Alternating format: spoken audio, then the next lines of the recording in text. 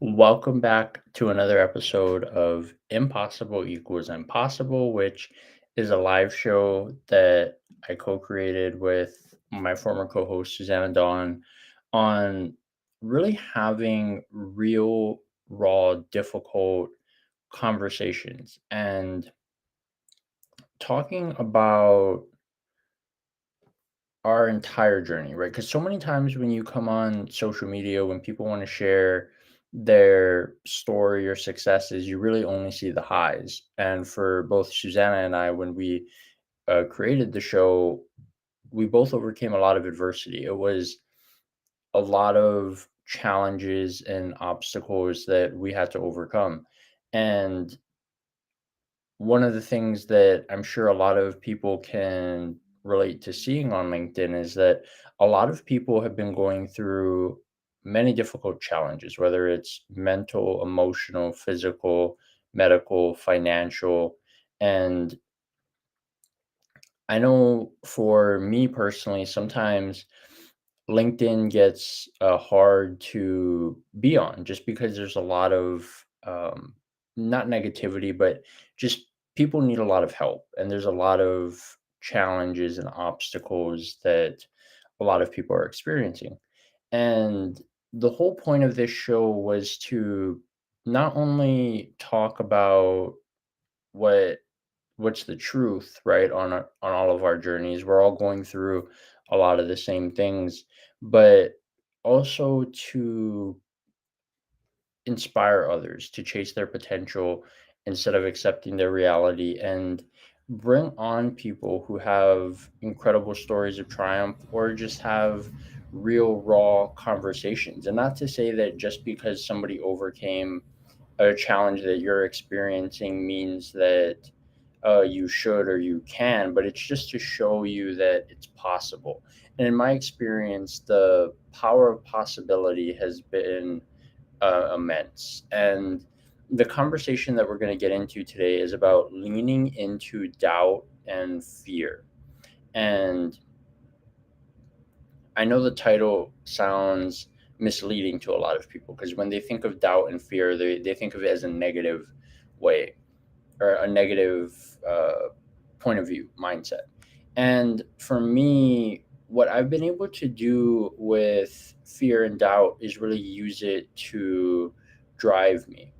And I want to share a story really quick. So, when I was 17 years old, that was hands down probably will be the hardest thing that I'll ever have to experience because it all happened kind of overnight almost. It was pretty sudden.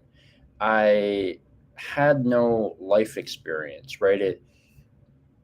It goes it goes back to when you have previous experiences where you can say, "Oh, hey, I didn't know how to do this, but I did it." I didn't have that. So this was kind of my coming of age moment, as I like to call it. And I remember being so afraid and filled with doubt back then because I was 17 years old. I didn't really have any life experience because I was financially supported by my grandparents. I got pretty much everything that I wanted. I mean, I had chores and I did good in school and all these type of things, but it wasn't I didn't really have to face adversity or obstacles in that way before. So this was a huge wake up call for me. And I remember constantly thinking, I'm not sure if I can do this. I would constantly have that conversation with myself. I don't know if it's going to work. But for me, it was really a kind of do or die type of thing where it was I believed in the promise that I made my grandparents that I would support my family. Christy, so good to see you. It is unfortunately another solo night for me, but I love the conversation, and I'm sure you definitely will have some stories and things to chime in the comments. So good to see you. And what I wanted to share about that experience is that leaning into the doubt and fear allowed me to come up with solutions. And at the time, if I'm being honest, the only solution for me really was just to work. I mean, I needed money. Really, that was the solution. And I remember the only reason why I got through that was because of action, really. What it did though for me after I got to the point where, I worked 20-hour days for 2 years straight, that was how I got to financial stability, because Hawaii is one of the most expensive places in the world to live. Once I got to that point, it was just kind of like everything kind of hit me, right? When I didn't need to work anymore, I chose to work because I was afraid to really kind of sit with myself and deal with a lot of the emotions that I kind of suppressed, just trying to survive essentially, right? And this is why I always tell people, every time that you see people thriving, unless they were born into money or something, where it just like happened, we all go through our seasons of sometimes you just have to learn to survive so you can get to the point where you can thrive. And anybody who tells you differently is not being honest. There's a lot of people who are challenged. Oh, Amber, so good to see you. She says, good to see you in an event. Yes, fear can be a huge motivator in both positive and negative situations. Yeah, absolutely. And the interesting thing too, when I look at my acronym for fear, I look at it as face everything and rise, whereas a lot of people will look at it as false evidence appearing real. I don't like it because that in and of itself has like a negative connotation. You're attaching like false. I was like, that didn't really sit with me. But I like face everything and rise because if we're really being honest, right, any time that we have like a mental or emotional challenge, we really can't heal until we're willing to feel, right, and sit with ourselves, deal with the emotions, have those internal conversations.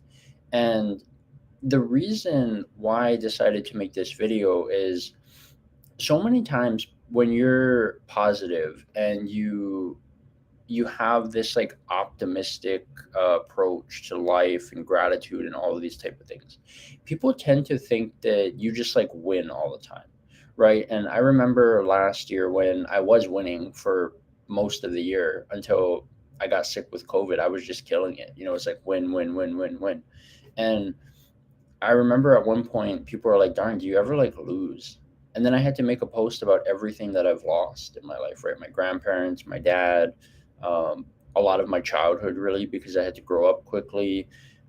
A lot of sacrifices that I made to get to where I'm at. And I always tell people, right? Like, if you knew the price that people paid to get to where they're at, would you really be willing to do that? And that's the question. They're that's the only reason why X person does better than one person is they're either willing to sacrifice, or it just so happens that maybe they're in a better situation, maybe things worked out. The luck definitely plays a role into things. I don't doubt that at all, but it really comes down to sacrifice, right? And that's when I think about this idea of leaning into fear and doubt. I think about how I've always been fascinated by the unknown, because the way that I look at it is that if oh, hello brother, good to see you from Canada. Yeah, so surprise surprise, I'm actually going to be the host on Soul Man Live this Friday. Soul Man Live meets impossible equals impossible. I'm so excited.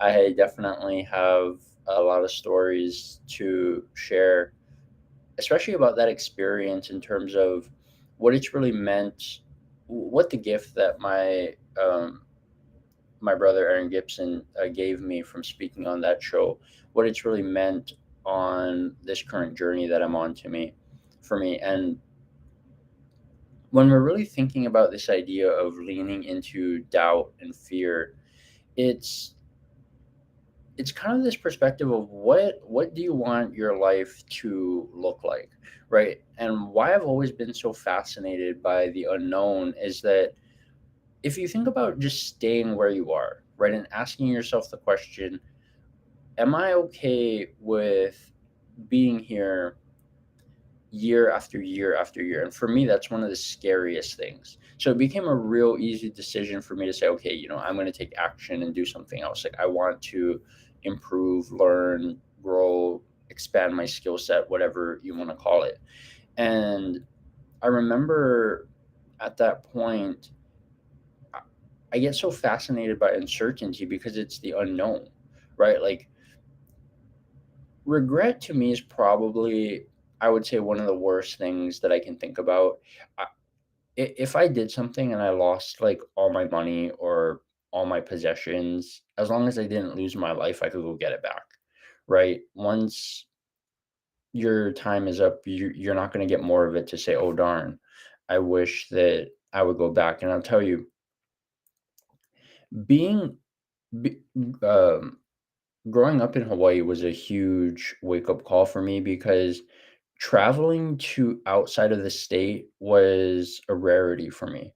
And I remember every time that I would travel, I would always be trying to navigate this fine line where it's like, okay, on one, you want to like enjoy your trip and you want to have fun, but on, oh, Damien, good to see you. Yeah, good to see you, Damien. We'll bring you up. Oh, darn, we didn't get you to fix LinkedIn user. I would definitely reach out to some of my connections. I know they know how to do it. I will get that fixed for you. And I just remember when I would travel, right? It was Hawaii was so far away. So California is like a 5 hour plane ride. I think that's like the closest. But I, the first place that I traveled to was Florida. And that was my first trip leaving Hawaii. And that plane ride, I want to say was like 10, 11 hours after layovers because there was a couple flights that we had to catch. And when I went to Florida, I was just blown away by how different everything was. And when I did that, I was never really a big spender. So that's why like money and understanding like budgeting and all these type of things came really easy to me just because uh I was never a big spender. But when I went to Florida, I would always think to myself, hey, you never know when you're gonna come back here. So you want to make the most of it. And I remember I had an experience the first time that I went to Florida. I didn't ride there's 2 big roller coasters at, Universal Orlando, and they added more since, but it was the Hulk and this ride called the Rip Ride Rocket. And I didn't ride roller coasters for the longest time until because my mom told me this story about how when she went to Disneyland, I don't know, 30, 40 years ago, that there was like this near death experience. So she had me like mortified to ride roller coasters. And now I love doing anything that's like a thrill, adrenaline type of thing, jump out of airplanes, ride all kinds of crazy roller coasters. But I remember when I got to go back in 2021 and actually do all the things that I didn't do the first time, I remember thinking to myself, darn, what if I didn't get the opportunity to experience this? And when you take that to a deeper level, there's so many people who are in that boat, right? When you go to a restaurant, right, and you figure out, oh darn, I don't know if I want to order this.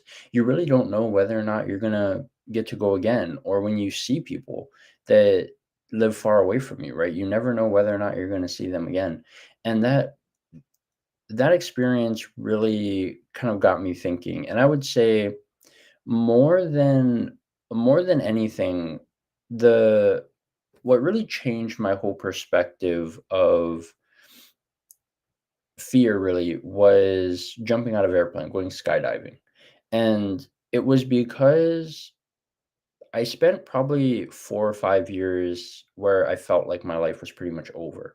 And once I overcame that and I got to the point of darn, like I just need to experience being free. That was actually the experience that really inspired me to chase freedom on and just living life on my terms. And then ultimately, helping other people do the same.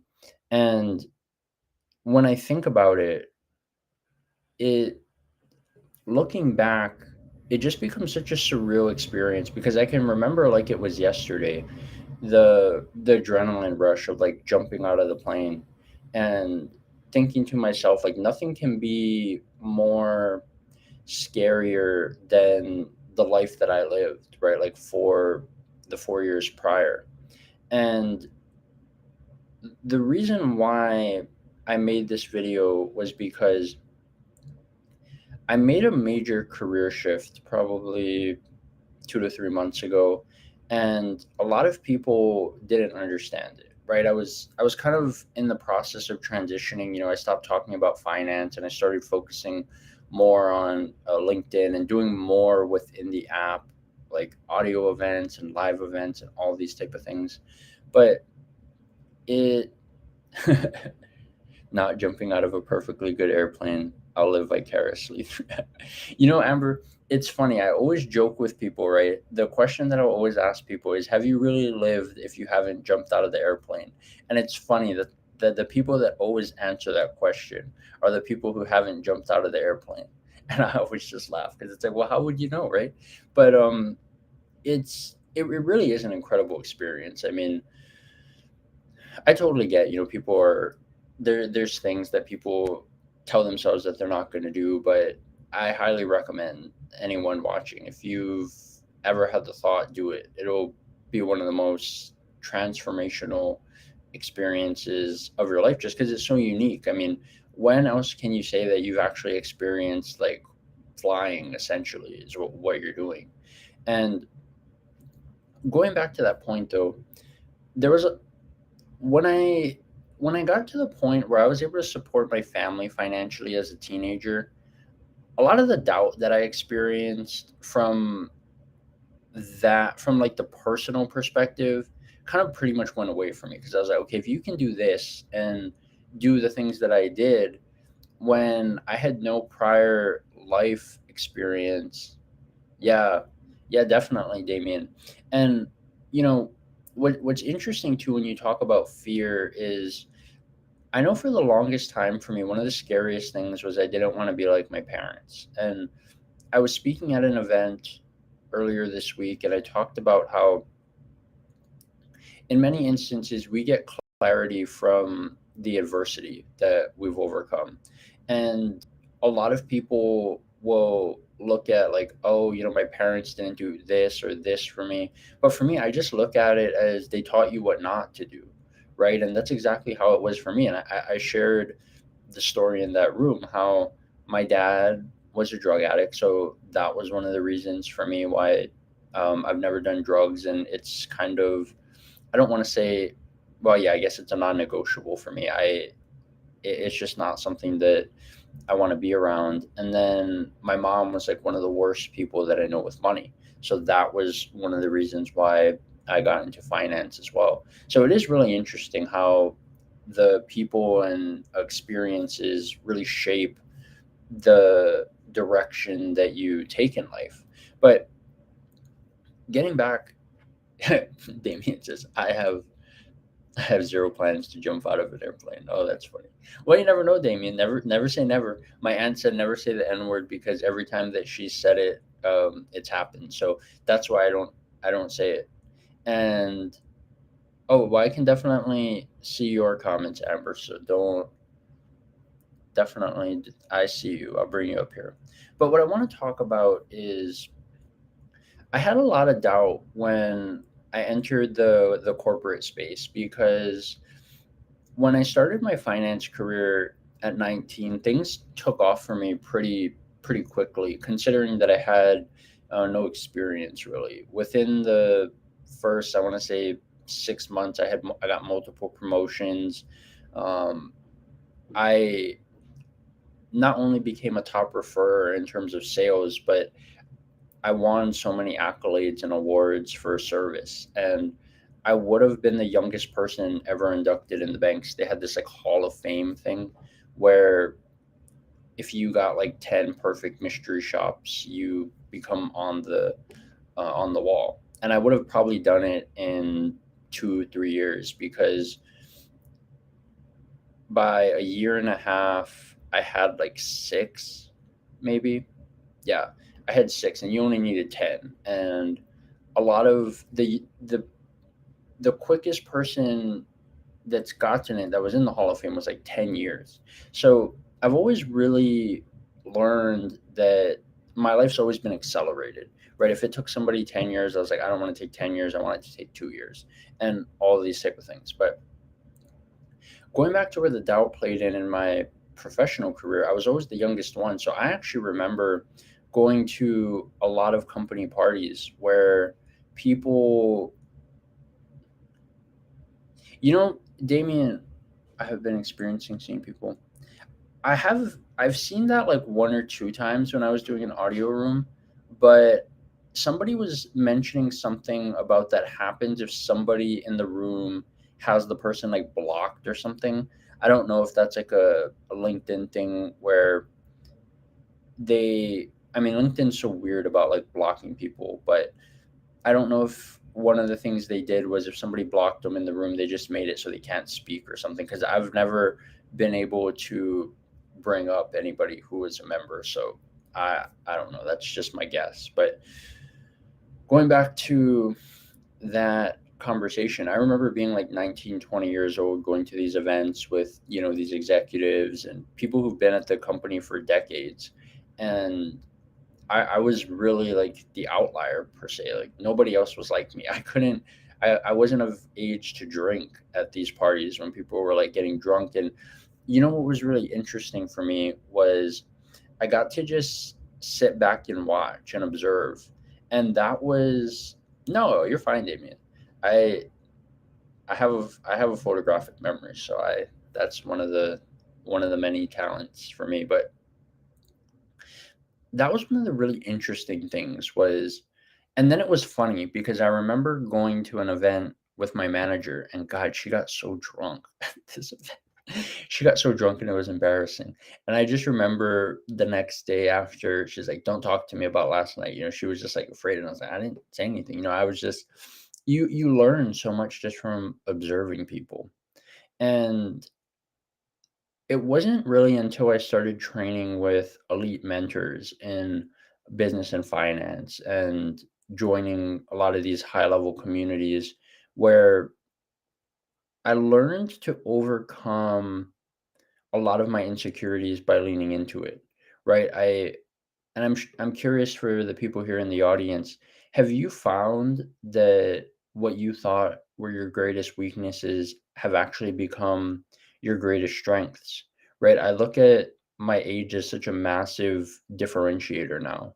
Right? When I go in rooms, nobody else is like me. And if I didn't tell you that I was 26 years old, you based off of just hearing me speak and how I write and all these type of things, most people probably wouldn't guess it. And that's when I realized, right? Like we so many people get caught up in leaning into the fear and the doubt and all these like stories that we kind of tell ourselves in our head.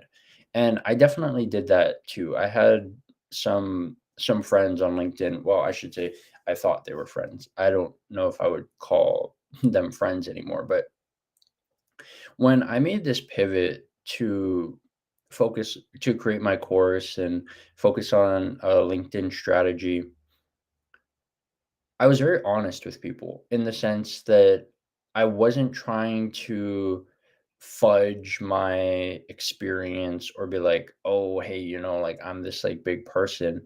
But I just spoke from my experience. I was the only testimonial that I had. And the interesting part is that anytime something works for you, the question then becomes, okay, well, is it duplicatable? Because if it's duplicatable, then you have a business essentially, right? Like you can teach other people how to do it.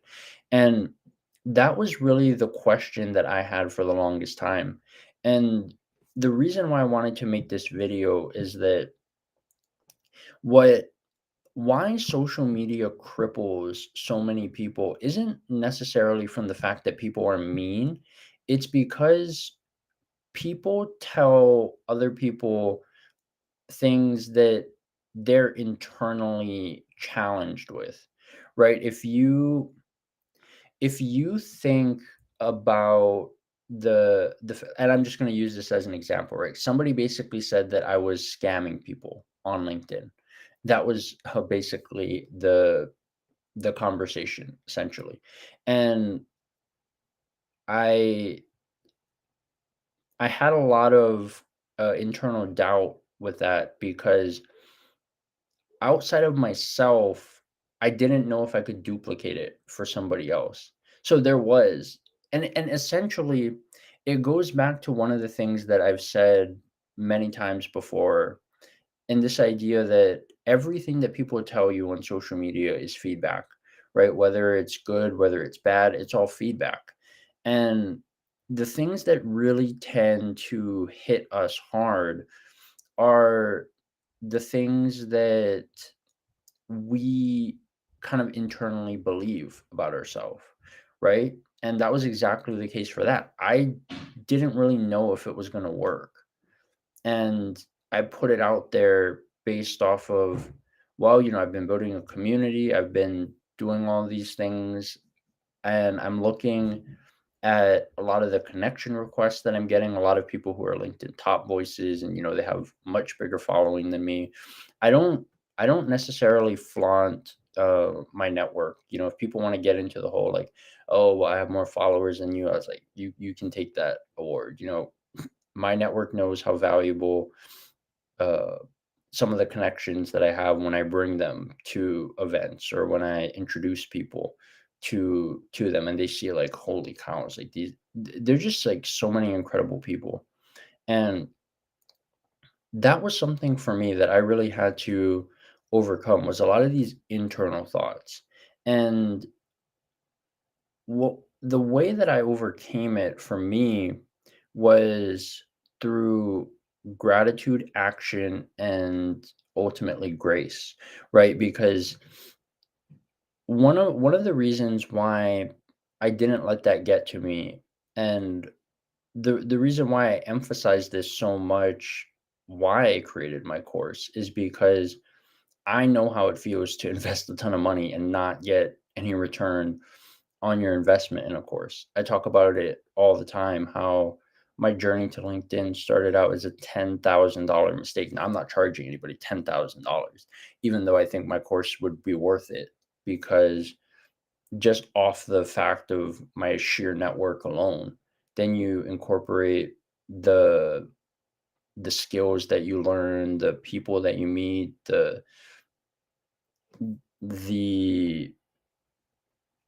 I'm trying to think. The the skills, the people, darn, kinda, like, lost my train of thought. Oh, and then teaching people how to, like, become a speaker, right? Like, I was really blown away with the latest person that took my course because just, like, looking past the fact that, okay, she's got, like, X amount of followers. She went from, like, 0 to almost 100 followers in, like, 3 weeks, and she's getting more engagement than her boss, who essentially has like 20 times the following that she does. It What it really does is it allows people to become an asset to other people. And that's really what business is all about. I was actually having a conversation with one of my 10x friends, and he made like a poll or something. And I gave him an idea, and he's like, "Oh my god," he's like, "that's genius." He's like, "Yeah." Damien says it's not about, I'm gonna pull this up. It's not about followers, it's about the connections, how you add value to the people you are connected to. We're all people, not numbers. Yeah, 100%, Damien. And that's why, like, I I always tell people, like, for me, the quality of your network is really what's going to determine not only how your content performs on here, but it really determines everything. Because if you got like, let's just say you have like 100,000 followers, right? But maybe really you only have like 1,000 of them that are actually active. If the way that LinkedIn works when you create posts, if they're not showing it to the 1,000 people that's active, you're not going to be getting good engagement, right? And that's where people get so caught up in this whole numbers thing, is that, oh, well, I need to talk to X amount of people to do this. And that's why for me, I mean, I still need to poll it, but with the whole events thing, right? Like I see so many times where they're like, oh, 300 people are attending. And then you go to the event and there's like 30 people. It people get so caught up in the numbers, and for me it doesn't matter to me. I was sitting in one of the best audio events that I ever attended the other day, and it was just I was the only one that hopped in, and I was on stage with two of my really good friends, and we were having like a conversation. For me that was like one of the most fulfilling rooms that I've been a part of. And that's what happens. I've been in rooms where there's thousands of people on the stage. And then I've also been in rooms where there's like 10, 15 people. And I can tell you the conversation when there's 10 and 15 people is 1,000 times better, because when there's thousands of people in the room, people aren't having these real raw conversations. A lot of generic stuff. Oh, how do you do this? How do you make X amount of money? And it's just like you can go to their content for that, right? But where people miss where we come to these rooms is, for a lot of us, it's really safe places, right? And that's like one of the ways how you can lean into doubt and fear is finding a community of people who are there to support you, right? I look at Damien, Amber. They've been two really close friends of mine. So my brother Aaron Gibson was here when I needed help, and I have the hardest time asking for help. And if both of them were there to support me, and it's like it's really why I always tell people that I work with professionally that it's important to curate your network that way, because I can tell you that's why a lot of these people who have like massive followings, they have terrible mental health, because it's like they just have numbers at the end of the day, right? When things get tough as an entrepreneur, when you're feeling like, oh darn, I got long hours, or I got to do this and this and this and this, sometimes you need those people who are going to be there for you in your corner and just say, hey, what can I do to support you, or anything that I can do to help. And that's really where the connection aspect becomes powerful in terms of overcoming doubt and fear. And yeah, but ultimately that's really what it was all about. People look at me, and I'm always the one to like support other people, and if anybody reaches out to me in the DMs, I always respond, and all these type of things that people just think like, oh man, you're like unstoppable, like invincible, and all these type of things, and it's not the case. But I can tell you what I got really good at, and it's kind of a good and a bad thing in a way, because it's good in the sense that it gets stuff done, but it can be bad. It's not bad anymore, because I've worked on myself so much over the past like 2 to 3 years that I'm I'm really honest with myself, and I know now if something's not serving me, like I know that I have to leave, and I'm willing to stand by that. Whether it means I lose people, whether it means I lose deals, whatever it is, like I'm willing to. I value myself and my life more than I do my work, and that's really been a huge thing for me, is that so many times people associate who they are with what they do. And that's also another reason why there's so much like fear and doubt, because when you become an entrepreneur, you're wearing like all these different hats. And what happens is you think, and it's true in some ways, that like you are your business essentially. But but what it really comes down to is, at the end of the day, we're people, right? Damien said it earlier. People get so caught up in the numbers. We're all just people. And that is how you connect with people on this platform, is through people, through sharing stories, right? I mean, sometimes you have to share like the numbers and the testimonials because people want to see like, oh, okay, does this person know what they're actually talking about? But I always tell people like, I remember I had somebody that reached out to me, and I'll tell you this story that was actually kind of crazy. So I was in a really weird financial position. Like it wasn't the greatest position, but I came across somebody that I knew that I could help so much. And he's like, I really, really want this, but I, the money just wasn't there. And I was just like, for some reason, like and it was scary. Like every part of my being was like, you have to charge, you need money. But what I did was I just said, I'm going to do the right thing. And that's why I talk about integrity becomes a hard thing to maintain in business, because the way that I view it is it's about always doing the right thing, not just when it's convenient. And that would have been a very convenient position to say, nope, you it's money or not, right?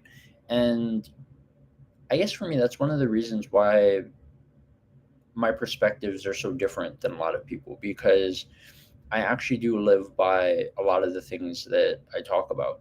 I had somebody that reached out to me to share like a GoFundMe thing with my network. And normally I don't like sharing those things. It's nothing against people who, have to do it. Like I understand if it's an emergency, it's an emergency.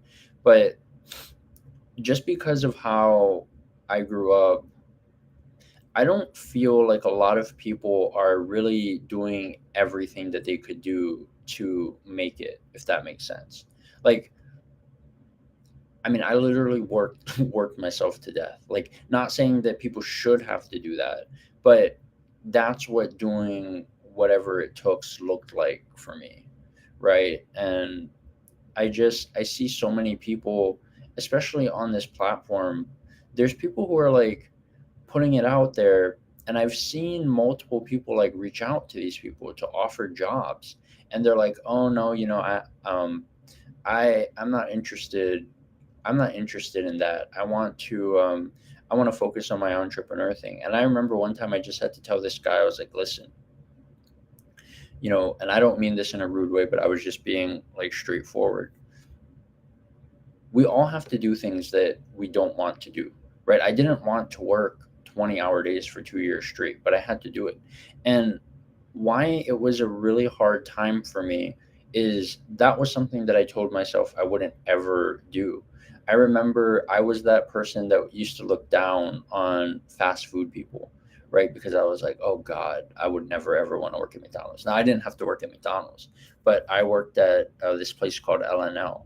And man, let me tell you, that was one of the hardest things that I ever did, because it was like it was really busy. I was like 16 years old. It was crazy. I had to learn like I remember there was one time where I was taking orders, I was ringing a register, and I was doing taking a phone order too, so I had the phone like this, and people were just like, "Holy cow!" I was like, "How did you do that?" I was like, "I don't know. You just improvise and you figure it out." But that's what whatever it took looked like for me. And really, one of the strategies that I found to overcome this whole doubt and fear thing is leaning into your purpose, your goals.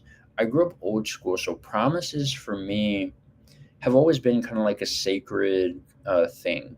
And in terms of how I've been able to make a lot of incredible connections with some of the most successful people in the world, I think a lot of it came down to the promises, right? I remember when I met my mentor mom last year, I told her that we would train together next year.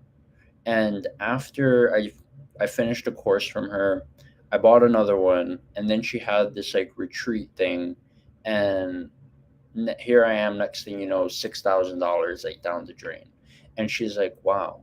She's like, do you know how many people tell me that they're going to come to one of my retreats? Or how many people tell me that I'm going to do this? And she's like, less than 1% of people actually do it. And that that's some of the things that drive me, like my I don't want to say it's like my why, because the saying that I live, one of my mentors says all the time is like, your why may make you cry, but it's your why not that's going to move mountains, right? It's the fear of not doing what you want to do most that's going to drive you, right? If you think about, if somebody took something away from you and said, uh, Amber, Damien, you can't ever have ice cream again, like the fear of you not ever having ice cream again is going to drive you to like have ice cream, right? It's just that's the way that we're built, is that if somebody tells us that we can't have something or we can't do something, we're going to do it. However, there's a caveat to that that I want to share, because I used to be of the mindset where I would do things to like prove people wrong, and it would almost leave me with kind of like I was driven by like anger type of thing. Like that's what kind of fueled me. I was like, oh, this person counted me out. I'm gonna prove them. And once you get it, you don't really feel joy and happiness. You're just kind of like, oh well, I proved. You're like, yeah, I did it.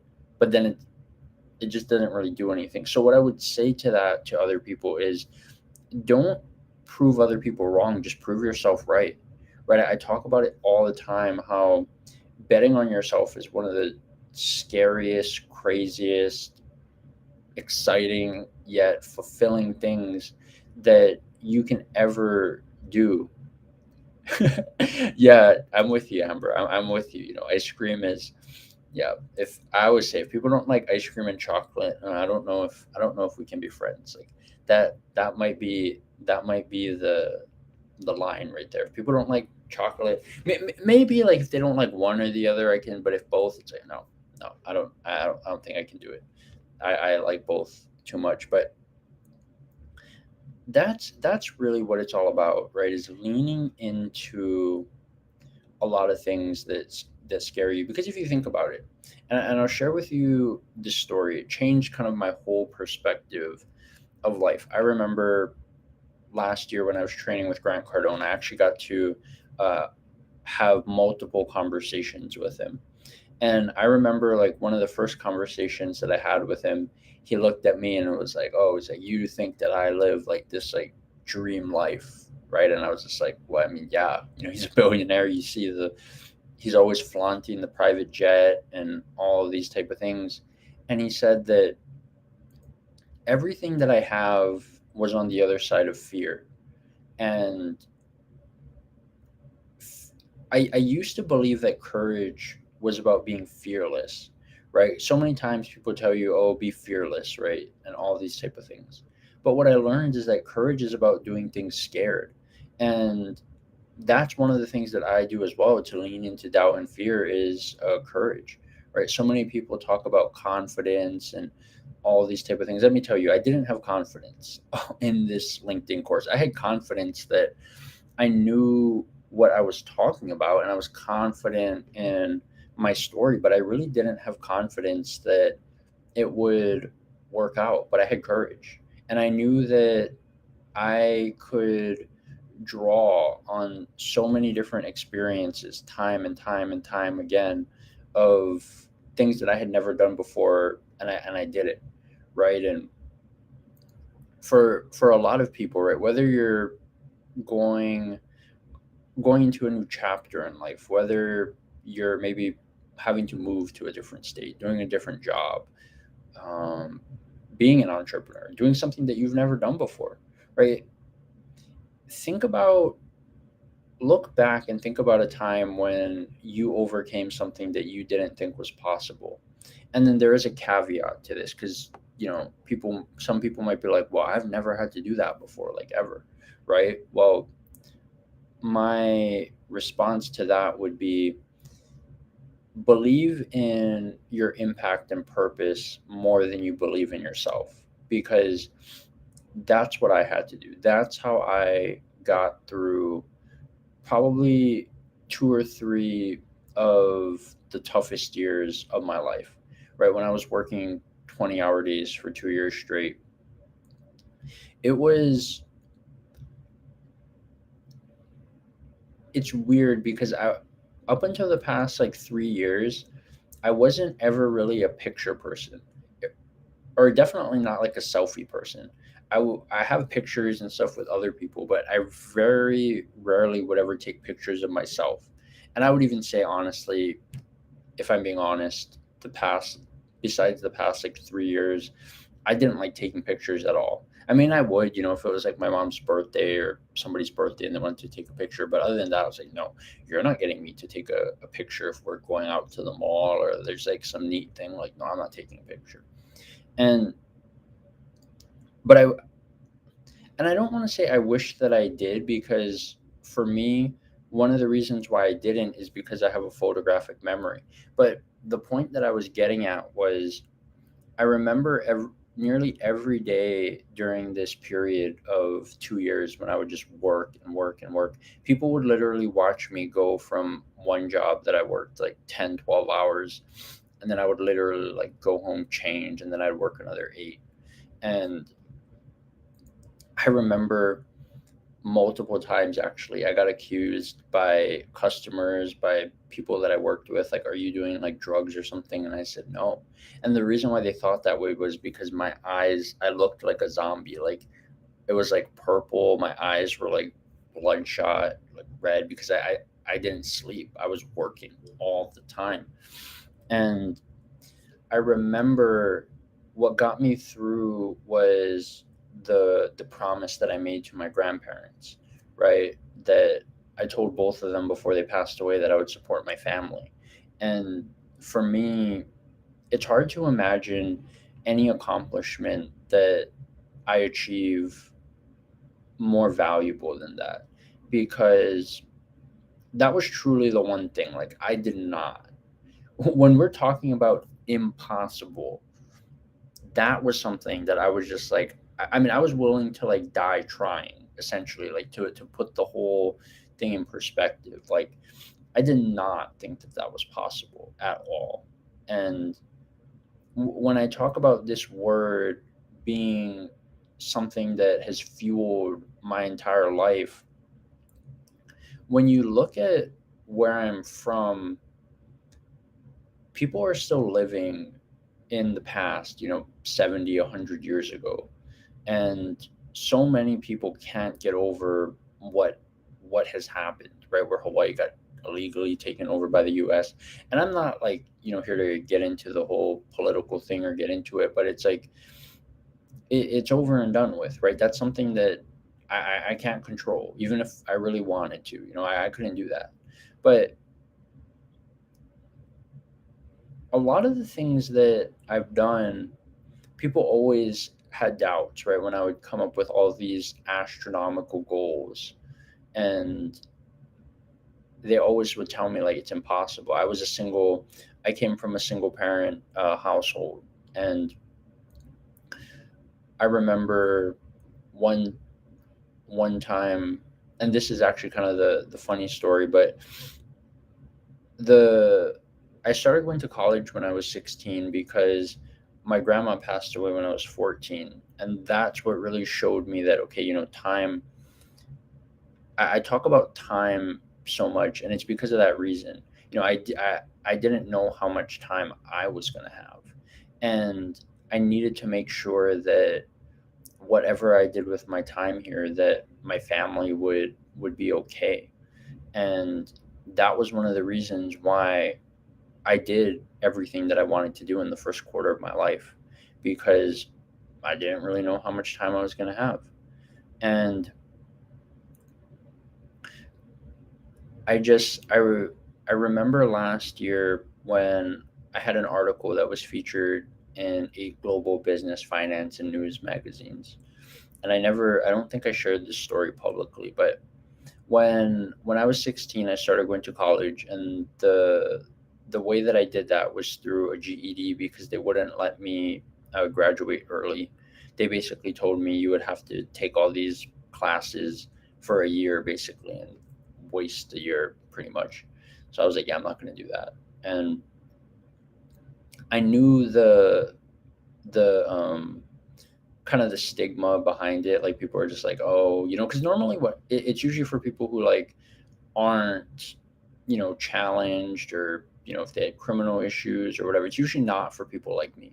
Like there was no reason why uh, I would be doing that per se. Like I wasn't in juvie or challenged or in any program, nothing. It was something that I chose to do. And I was I was actually like, my sixth grade teacher brought me into her class to like speak to the kids and tell them all these type of things. And I was always an honest person, right? So I just remember telling them like, oh hey, I'm I was just telling them, I went to college when I was 16 and I did this. Well, I guess like one of the kids went home and told their parents, and they thought that I was kind of like influencing the kids, like, oh, I was trying to get them to do that. And that wasn't the case at all. I was just sharing with them, introducing myself and what I did and all these type of things. Well, it turns out that the principal told me like, we don't want you speaking to the kids. And it was funny because after I had that article that was featured in the magazines, I got a message from one of my old teachers, and she said, I think you might be like one of the most famous people that's ever come from our school. And it's funny because I said, yeah, it's funny because I was, there to like talk to the kids. But and it just goes to show like people are always going to doubt you. They're always going to question you until you make it, right? I had I remember when I did this course, the first offering that I had was like $250, I think. And I want to say maybe like 4 people signed up, and none of them really like implemented with it per se. They like, I guess, like came to the courses, took notes and all these type of things. But it was really my fault because I didn't hold them accountable like I should have. I didn't assign homework. So I learned a lot for this next, and I think that's really why the previous one was so successful, was because I I knew that the information worked, but what I didn't know was whether or not people were going to implement. And that's really where, for me, I've been kind of like building and evolving this whole thing, is that the more and more people that I have, the more I learn about, okay, do this, don't do this.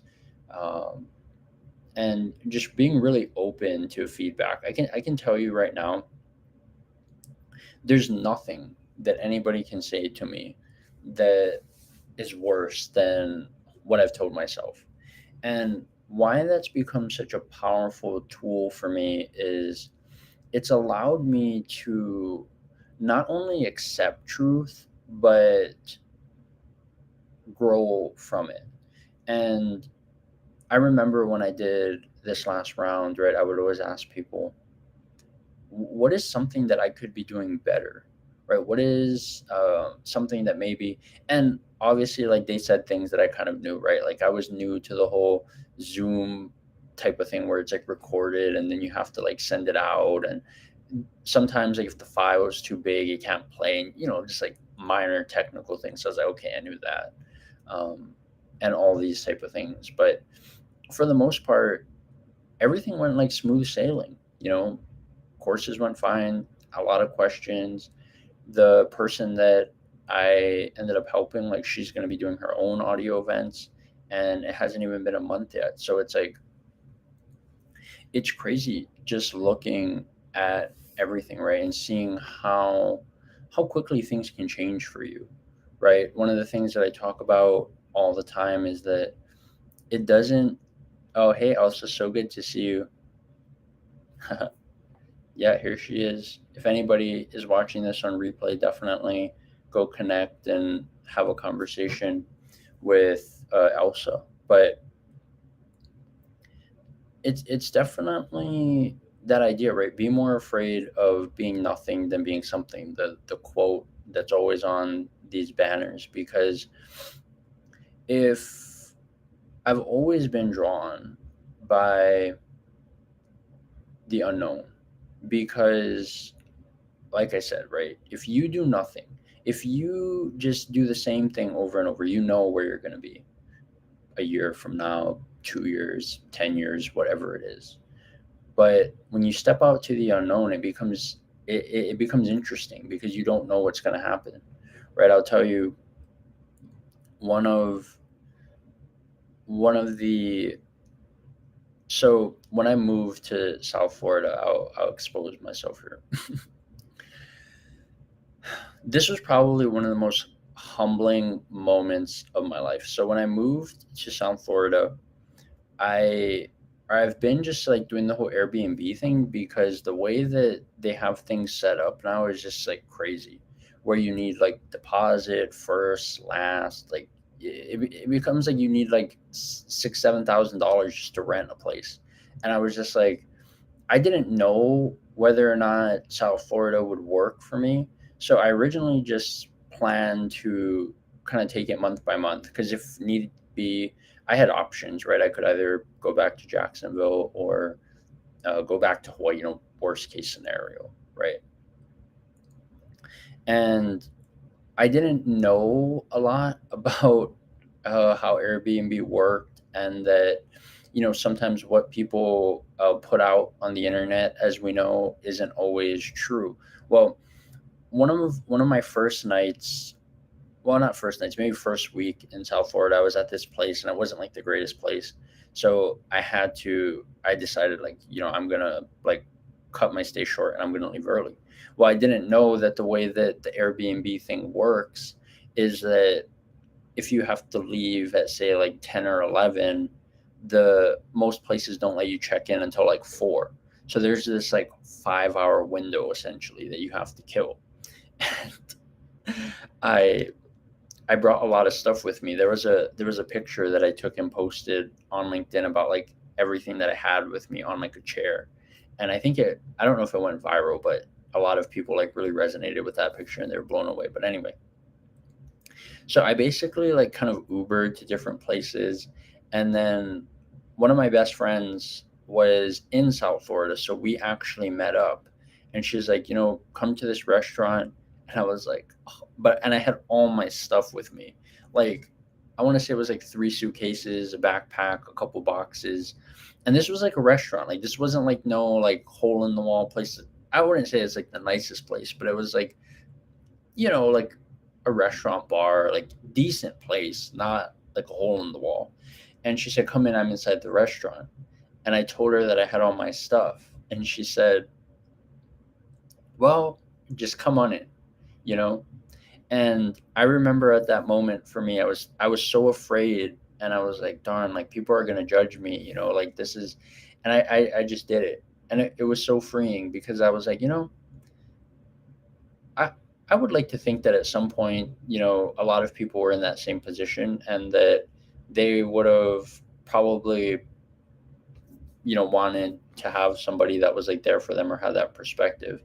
And yeah, it was the first 2 weeks in South Florida were interesting. I probably have to make a live show about that one day, but it's all inspiring like the next book that I'm writing after I finish writing my current one. And the next book's really about this journey to South Florida and kind of this new chapter of my life called Impossible Equals Impossible, right? And yeah, that was really, and why it became so powerful is because the fear and doubt that I had of what other people think paled into comparison for the time that I got to spend with my best friend and the memories that I got to make. And what I want other people to take from that story is that the fear and doubt that you have in your product, your service, yourself, think about all the people that you could be helping, right? With your story, with your product, with your service, with your tech support even could help so many people. I can't tell you how many DMs that I get a day from people. Thank you so much for supporting me. Thank you so much for sharing your story. You've inspired me to share mine. I get so many of those things. And I'll tell you, I was thinking of myself like, you're so like foolish because I had testimonials this entire time, right? Like I was teaching people how to LinkedIn for the past year, just based off of how I interacted with them, the type of tips and information that I would share in hundreds of audio events that I attended. And yeah, it's interesting, but I'm super excited because let's see, today's Wednesday. Tomorrow we have the scrolls at 7, and I'm going to do a poll tonight. I want to know from people this whole invite, no invite thing. If people want the invites, I'll do it. For me, it was really just this idea of removing expectations, right? Because so many times you go to these events and people have like hundreds of attendees, and you think like, oh, all these people are coming, and then you see and there's like 30 people, and people get disappointed because they have this expectation that, oh, 300 people would attend. And then I've just been getting spammed to heck in the DMs from people after I've already said that I'm attending their darn event. And that was another thing too that just kind of irked me. So I definitely won't be doing that to anyone. I never have um, DM'd anybody one of my posts or one of my events unless they asked for it, like, or to tag them or whatever it is. Like I don't do that. I like people to find things organically, or if I have a conversation with them and I think that the conversation will benefit them or they can contribute to it, then I'll invite them. But yeah, I I'm excited. We'll definitely be back with a guest next week. Just a few things that I wanted to talk about this week, and I'm staying away from invites. I love all, but I'm here to really connect with folks. Yeah, Martha, for sure, right? And the that's why I'm just curious, right? Because I've heard mixed reviews from people. I mean, even when I started this whole like no invite thing, and I think it was probably like a week and a half ago, maybe 2 weeks, I still get people to come to my events, and a lot of times it's like different people. But I I know a lot of my friends, like good friends, people like Damien, Jackie, they have so much going on. And I believe they were two of the people that said we would want invites just because sometimes it's so hard to keep up. Like everybody has events, everybody has something going on. So I'll just poll it. There's the nice part really is that most of LinkedIn doesn't even know that audio events exist. So it'll be interesting to get data from people. And Martha, so good to see you as well. Yeah, Damien sends invites. Yeah, Damien, your events are like powerful though, and you actually get a good conversion rate. Like you nearly usually will get like 100 people in the room, and you get maybe like 200 people. So that's great. This isn't to tell people like I said, I don't tell people how to do LinkedIn. Even when they take my course, I remember one of the people was like, "Oh, are you going to tell me how do I do LinkedIn?" And I said, "Oh, that's not for me to decide. I'm just here to give you the skills because if you're an artsy and creative person, we're going to do LinkedIn differently. You might want to do carousels, and I haven't done a carousel yet, but my first carousel is coming soon, and it's going to be epic. But with that being said, I know I'm a little over time, and I think there's another audio event going on that I want to attend to. So great to see you too, Martha, and I'm sure we'll see each other in the next event. And yeah, already hope everyone has an amazing Wednesday. So good to see everyone here, and I'm sure we'll see each other soon. Have a good night.